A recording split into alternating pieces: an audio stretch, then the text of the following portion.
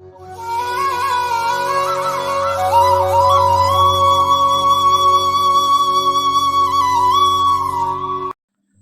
பக்தர்களுக்கு என் அன்பு வணக்கங்கள். ஓம் சாய்ராம்.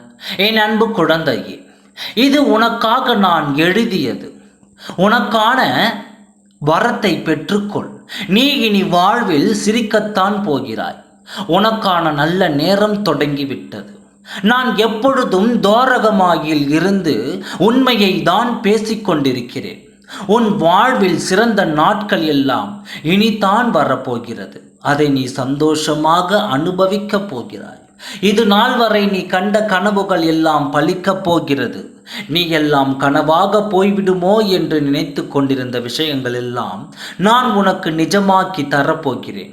என் குழந்தையின் ஆசையை நான் எப்படி நிறைவேற்றாமல் போவேன்?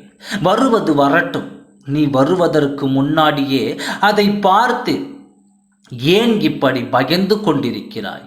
எப்படி வரப்போகிறது பிரச்சனை, எந்த சூழலில் இருக்கப் போகிறது என்று நினைத்து கொண்டே இருக்கிறாய் அல்லவா?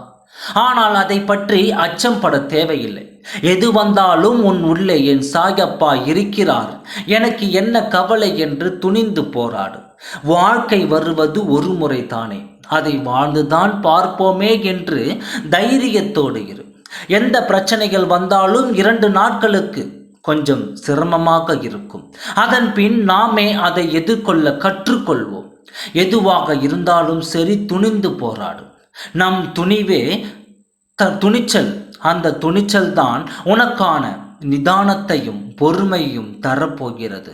அதனால் தான் என் குழந்தைகளிடம் எப்பொழுதுமே சொல்கிறேன், ஒரு பிரச்சனை வந்துவிட்டால் அதை எப்பொழுதுமே நிதானத்துடன் பொறுமையுடன் கற்றுக்கொள் என்று. யார் என்ன சொன்னால் என்ன?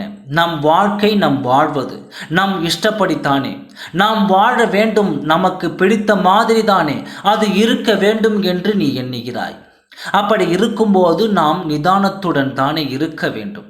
எந்த சூழ்நிலையிலும் நீ நிதானத்தை மட்டும் விட்டுவிடாதே. நீ திரும்பும் திசையெல்லாம் இந்த சாயப்பா இருந்து கொண்டு தான் இருக்கிறேன். நீ எந்த ஜீவ ராசிகளில் பார்க்கிறாயோ அந்த ஜீவ ராசிகளில் வடிவில் உன்னை நான் கண்காணித்து கொண்டு தான் இருக்கிறேன். சந்தோஷமாக இரு. இந்த சாயப்பா உனக்கு வேண்டியவற்றை வாரி வழங்க நல்ல காலம் வந்துவிட்டது. அதற்கான தருணத்தையும் நான் குறித்து விட்டேன். நீ அளவும் பயப்பட தேவையில்லை. நல்லதே நினை, நல்லதே நடக்கும். ஓம் சாய்ராம். நன்றி, வணக்கம்.